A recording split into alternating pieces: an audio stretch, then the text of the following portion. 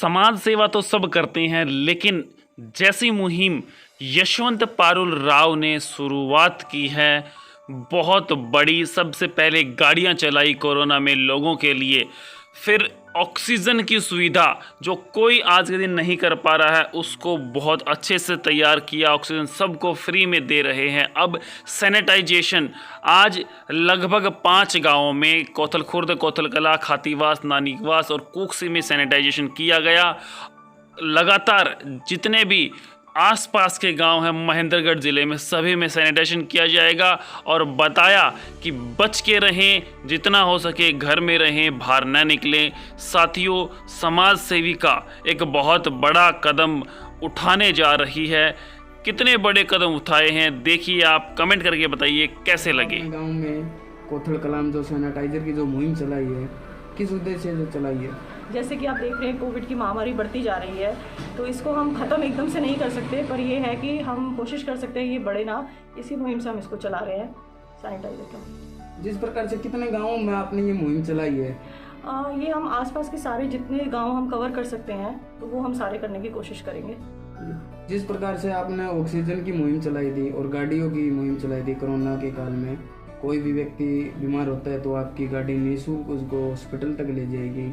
और उसके बाद आपने ऑक्सीजन की जो मुहिम चलाई है, किन गाँव में ऑक्सीजन की मुहिम चली हुई है आपकी?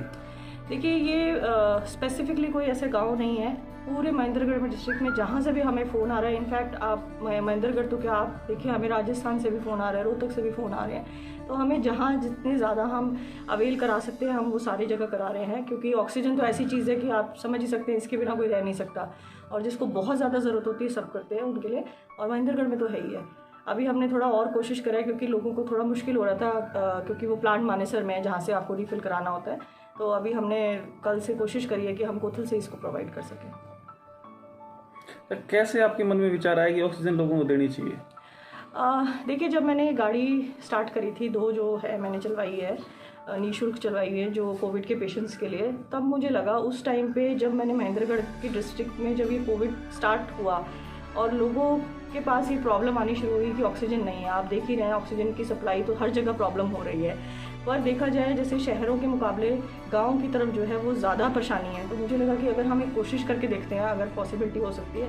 बस यही विचार मन में आया और फिर अब मैं कोशिश करती हूँ तो मुझे लगता है कि उसको पूरा कर ही लेते हैं। कुछ लोग ये सवाल उठा रहे हैं कि पारुल राव इलेक्शन नहीं जीतती है तब तक ये कर रही है, उसके बाद गेट भी नहीं खोलेगी। देखिए, अभी तो फिलहाल इलेक्शन का कोई दिमाग में है ही नहीं। बाकी लोगों को क्या सोचना है वो उनका प्रॉब्लम है। देखिए, मैं उसमें कुछ नहीं कर सकती हूँ, जो उनकी सोच है उसके बारे में। पहली बात तो इस समय इलेक्शंस का सोचना बहुत ही बेवकूफ़ी है और मेरे ऐसे मन में कोई भी नहीं है, क्योंकि मुझे लगता है कि इस महामारी में हमें एक दूसरे का सहारा, एक दूसरे की मदद करना वो हमारा ज़्यादा फ़र्ज़ बनता है एज हम अपने देश के नागरिक होने के खातिर। और मैं सोशल वर्कर हूँ, इमोशनल भी हूँ, तो मुझे लगता है कि अगर लोग परेशानी में हैं तो उसमें उस टाइम मैं कुछ नहीं सोचती हूँ कि मुझे इलेक्शन लड़ना है या क्या करना है। बस मेरा फोकस यही रहता है कि मैं मदद करूँ। बाकी सबके अपने विचार हैं, वो क्या सोचते हैं। ऐसे तो देखिए, आप मेरे जैसे कई लोग आप देख ही रहे हैं कि आजकल सभी लोग आगे आके बढ़ के काम करने की कोशिश कर रहे हैं, तो वो सब थोड़ी ना इलेक्शंस लड़ रहे हैं। और ये है कि सबका मन होता है, सोशल वर्कर का काम ही यही होता है कि उसको लोगों की मदद करनी चाहिए। अच्छा, 22 गाँवों की मुहिम होनी चाहिए आपकी, क्योंकि भाई पार्षद के चुनाव में 22 आते हैं, लेकिन आपके यहाँ तो पूरे हरियाणा से आप सेवा कर रहे हो, तो क्या चक्कर, कहीं सीएम का इलेक्शन तो नहीं लड़ने की तैयारी है? बिल्कुल भी नहीं, ऐसा कोई मेरा अभी इरादा नहीं है कि मैंने आपको बताया है कोविड में जो भी हेल्प हम कर रहे हैं उसमें इलेक्शन से रिलेटेड कोई भी नहीं है। किसी को समझ आता है ठीक है, नहीं तो मेरे मन में या यशवंत जी के मन में कोई भी ऐसा इलेक्शन से रिलेटेड नहीं है। बस अभी फोकस यही है कि लोगों की मदद करनी है, क्योंकि ये मदद हम खाली, आप देख ही रहे, डिस्ट्रिक्ट 22 नहीं 24 है, मैं आपको राइट करती हूँ थोड़ा सा, और खाली डिस्ट्रिक्ट में नहीं है, हम ऑल ओवर ही कोशिश कर रहे हैं कि जहाँ हम कर सकें। अच्छा, जिस प्रकार से आपने मुहिम सबसे पहले स्टार्ट की थी गाड़ियों की, कैसे मन में सोचा कि ये करना चाहिए, बड़ा काम रहेगा? ये बस थोड़ा सा जैसे गाँव में विजिट जैसे हम कर ही लेते हैं, थोड़ा बहुत किसी में आप चले ही जाते हो, तो वहाँ पे बस हमको ऐसे ही विचार आया कि देखिए लोगों को ना आने जाने में बहुत परेशानी हो रही है, किसी के पास कन्वेंस नहीं है। आप ही देख रहे हैं जैसे जो इंटरनल आपकी रोड है जो नांगल से टुवर्ड्स सारी जो गाँव की तरफ जाती है, वहाँ पे बाहर आपके पास कन्वेंस है, लोगों को अंदर से पैदल ही आना पड़ता है। तो आप सोचिए ऐसे टाइम पे अगर पेशेंट है और स्पेशल कोविड पेशेंट है, जो कोविड पेशेंट के पास आप देख रहे हैं, आप पेशेंट की बात कर रहे हैं, आप डेड बॉडीज़ को ले जाने के लिए कोई नहीं होता, साथ नहीं देता, तो पेशेंट को कौन लेके आएगा। तो हमें यही लगा कि ये काम मुझे लगा कि ज़रूरी है, यही सोच के हमने इस गाड़ियों को चलाया। गाड़ियाँ चलाई उसके बाद सोचा ऑक्सीजन का, तो यहाँ पे किसी को ऑक्सीजन नहीं मिल रही, जो ही नेता है जो समाज सेवी, आपने कैसे जुगाड़ किया? देखिए यहाँ पे डिस्ट्रिक्ट में एक्चुअली ऑक्सीजन अभी नहीं अवेलेबल हो रही है, पर गुड़गांव डिस्ट्रिक्ट में अवेलेबल हो रही है, जो गवर्नमेंट के थ्रू ही है वो भी, पर उसका प्रोसेस बहुत लंबा है। तो हमें लगता है कि हम बस उस प्रोसेस को कंप्लीट करवा के लोगों की रिफिलिंग करा देते हैं। सिलेंडर्स उनको अपने कैरी करने होते हैं खाली, और हम उसमें कोई चार्जेस नहीं है कि हम वो कर रहे हैं, क्योंकि देखिए आपको गुड़गांव से आपको अरेंज करना होता है, उसके बाद आपको मानेसर से रिफिलिंग करानी होती है, जो वो हम खुद अपने सुपरविजन में करते हैं। हम बिल्कुल उसको अकेला नहीं छोड़ते, भाई किसी को दे दिया टोकन या कुछ कर दिया, हम जाते हैं साथ करा के आते हैं, दोनों हस्बैंड वाइफ जाते हैं, बारी बारी जाते हैं। कभी जब उनकी बारी है वो चले जाते हैं, उनके पास है, तो जब मेरे पास है तो मैं चली जाती हूँ, दोनों चले जाते हैं।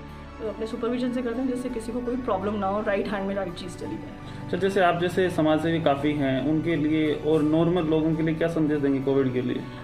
देखिए मैं जितने भी यहाँ पे मेरे जैसे और भी लोग हैं बहुत सारे, तो मैं उन सबका धन्यवाद करती हूँ जो सब लोग इस मुहिम में साथ हैं।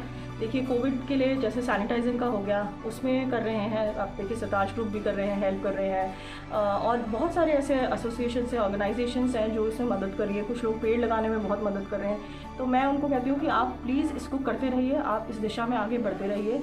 हम सब मिलके करेंगे तो कुछ ना कुछ हो जाएगा। कौन क्या बोल रहा है हमें ये नहीं सुनना है, हमारा फोकस सिर्फ ये है कि हमें इस समय मदद करनी है और कुछ भी नहीं है। और सबको मेरी तरफ से थैंक यू है, जो मेरी तरह और भी लोग हैं जो सब मिलके काम कर रहे हैं, बस उसको धन्यवाद ज़रूर करना चाहती हूँ।